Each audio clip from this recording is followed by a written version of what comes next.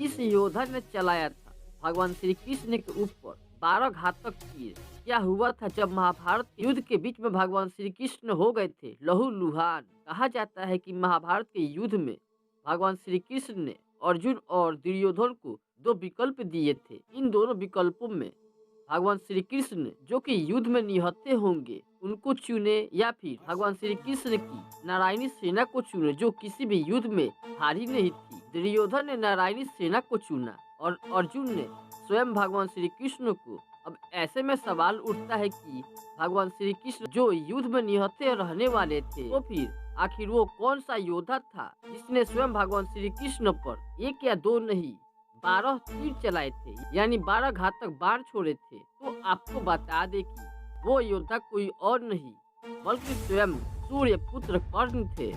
तो अब चलिए ये जानते हैं कि आखिर उस समय हुआ क्या था जो कर्ण को 12 घातक तीर भगवान श्री कृष्ण पर चलाने पड़े थे। ये बात थी युद्ध के 13वें दिन की, जब कर्ण और अर्जुन आमने सामने थे। दोनों के बीच महाप्रलयंकारी युद्ध हो रही थी। दोनों ही योद्धा एक दूसरे के ऊपर कई सारी असीम शक्तियों का प्रयोग कर रहे थे, कई सारे घातक बाण चला रहे थे। कर्ण की रणनीति यह थी कि वो अर्जुन को खत्म करना चाहते थे और अर्जुन यह चाहते थे कि वो कर्ण का खात्मा कर दे, क्योंकि दोनों में बचपन से ही बत्तीस वारदात थी। दोनों ही एक दूसरे से नफरत किया करते थे, दोनों ही एक दूसरे को सर्वश्रेष्ठ धनुर्धर मानते थे। फिर वो समय भी नजदीक आ गया जब कर्ण ने अर्जुन को हराने के लिए, मृत्यु की नींद सुलाने के लिए सर्व बाण चलाने का निर्णय लिया। जी हाँ, इस बाण को कर्ण ने कई वर्षों से अर्जुन को ऊपर प्रहार करने के लिए बचा के रखा था। वास्तव में ये बाण पाताल लोक में अश्वत्थामा नाम का एक नाग रहता था जो अर्जुन का परम शत्रु था, और उसकी शत्रुता का मुख्य कारण था खांडव वन।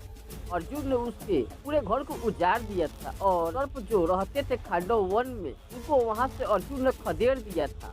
अश्वत्थामा तभी से अर्जुन से बदला लेने के लिए, अर्जुन को मृत्यु की नींद सुलाने के लिए मौके की तलाश कर रहा था।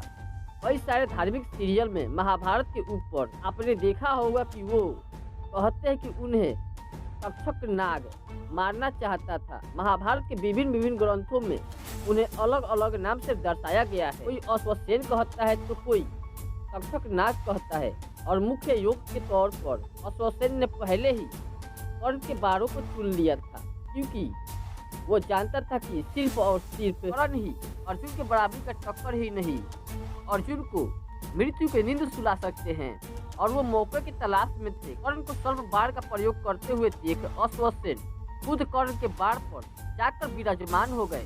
कर्ण ने अर्जुन के ऊपर तीर का निशाना लगाया और उस तीर को अर्जुन के ऊपर छोड़ दिया।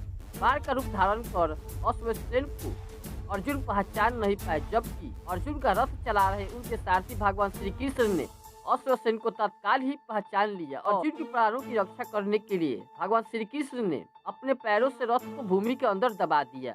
रथ का पहिया जमीन में धंस गया, घोड़े बैठ गए और तीर अर्जुन के गले के बजाय उनके मस्तक यानी के उनके मुकुट को छूकर धरती पर जा गिरा। इस तरह भगवान श्री कृष्ण ने अर्जुन की जान की रक्षा करते हुए अर्जुन को बचा लिया। अर्जुन और श्री कृष्ण रथ के धंसे पहियों को निकालने के लिए नीचे उतरे, तभी मौके के देखकर कर्ण ने अर्जुन के ऊपर बाणों का वर्षा करना शुरू कर दिया, और तभी अर्जुन का ढाल कोई और नहीं बल्कि स्वयं भगवान श्री कृष्ण बने। उस समय मौके पर 12 तीर यानी 12 घातक बाण जाकर श्री कृष्ण के सीने में धंस गए।